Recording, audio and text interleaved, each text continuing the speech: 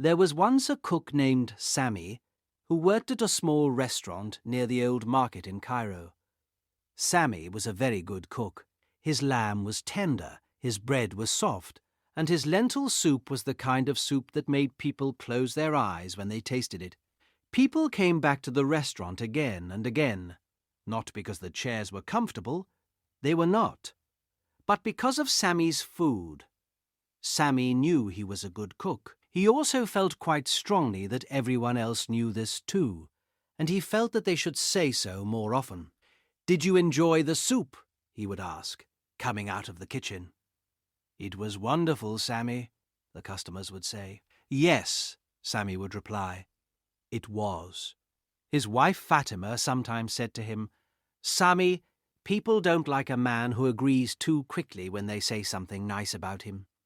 "They like the soup," Sami replied. "That's enough." Now, one afternoon, a food writer came to Cairo from a newspaper in Alexandria. Her name was Nadia, and she was writing about the best restaurants in the city. She sat down at a table in Sami's restaurant and ordered the lamb and the soup and the bread. Sami heard from the waiter that a food writer was at table 4. He straightened his apron and cooked with more care than usual, which is to say, he cooked with a great deal of care indeed. The lamb was perfect, the soup was excellent, the bread came out exactly right. Nadia ate everything. She wrote in her notebook, then she asked to speak to the cook. Sami came out of the kitchen smiling. "Your food is very good," said Nadia. "I may write about your restaurant?" "You should," said Sami. Nadia looked at him. "There is one other restaurant I am visiting tonight, a new place near the river. If the food is as good as yours, I will have to choose between the two." "There is no need to choose," said Sami. "Write about both, but write about mine first." Nadia smiled, wrote something in her notebook, and left. Sami went back to the kitchen feeling very satisfied. He thought about the article. He thought about people reading it in Alexandria. He thought about people coming from Alexandria to eat his soup. He thought about this for the rest of the afternoon, while his assistant Karim did most of the cooking. The next week, Nadia's article came out in the newspaper. The waiter brought a copy to the restaurant and put it on the counter. Sami unfolded it and found the page about food. He read the headline, "The best lentil soup in Cairo, found at last." Sami smiled. He read on.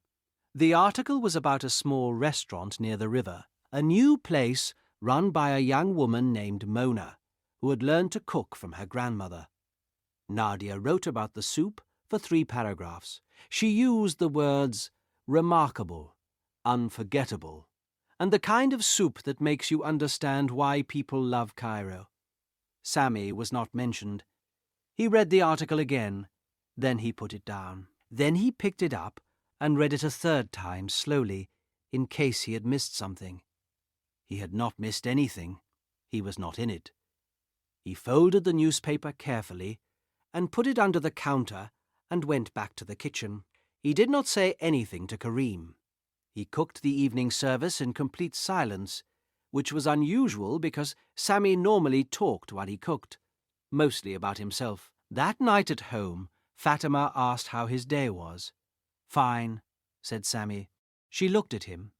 In 15 years of marriage, Sami had never said just fine. "What happened?" she asked. He told her about the article, about Nadia, about the soup, about the restaurant near the river, and the young woman named Mona who had learned from her grandmother. Fatima was quiet for a moment. "Have you eaten her soup?" she asked. "No," said Sami. "Then how do you know it is not better than yours?" Sami opened his mouth. He closed it. This question had not occurred to him. He had read the words remarkable and unforgettable, and the kind of soup that makes you understand why people love Cairo, and he had felt only that these were words which belonged to him and had gone to the wrong address. The next day, Sami left the restaurant at lunchtime and walked to the restaurant near the river. It was a small place, smaller than his. The chairs were mismatched. There were 3 tables. A young woman came out of the kitchen, wiping her hands on a cloth.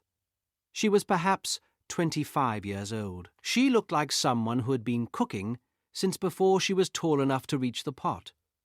"I would like the lentil soup," said Sami. "Sit anywhere," said Mona. The soup arrived. It was a deep orange colour, with a little lemon and a piece of bread on the side. Sami looked at it. Then he tasted it. He sat very still for a moment. He tasted it again. It was the kind of soup that made you close your eyes. He finished it slowly. He paid. He walked back to his restaurant without speaking to anyone. Kareem was chopping onions when he came in. "How was lunch?" Kareem asked. "Fine," said Sami. Then he stopped. "No, it was not fine. I had the soup at that new place near the river." "And?" said Kareem. Sami tied on his apron and picked up a spoon. He tasted his own soup from the afternoon pot. He stood there for a while, thinking. His soup was good. He knew it was good. But he now knew something else too. He put the spoon down and went to find a piece of paper. He wrote down everything he remembered about Mona's soup: the colour, the texture, the lemon, the way it was slightly thicker than his. He read what he had written. Then he went back to the kitchen and started again. He worked quietly all afternoon. He tried one thing and then another. Kareem watched but said nothing. Kareem was wise enough to say nothing. At 7 o'clock, Sami made a bowl and put it on the counter.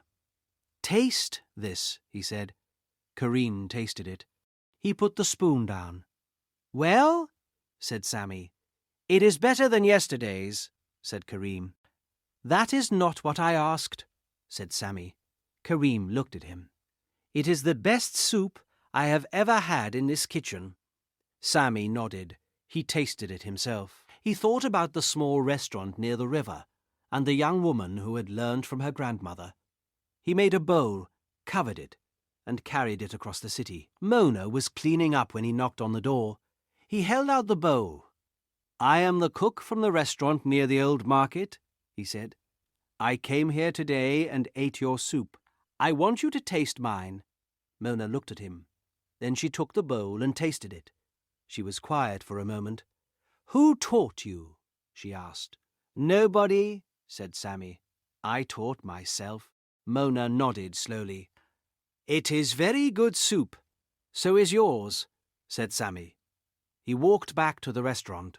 It was a long walk, and the city was loud and warm around him. From that week on, Sami's lentil soup was different. His regular customers noticed, but could not say exactly what had changed. It was the same soup, but it was not the same soup. One old man, who had been coming every Thursday for 12 years, put down his spoon and called for Sami. "What did you do to the soup?" he asked. "I improved it," said Sami. "How?" asked the old man. Sami thought about the small restaurant and the mismatched chairs and the young woman who cooked like someone who had been doing it since before she was tall enough to reach the pot. "I tasted something better," he said, "and then I went back to work." The old man nodded. He picked up his spoon and finished the soup. "Good," he said. "Yes," said Sami. This time he meant something slightly different by it.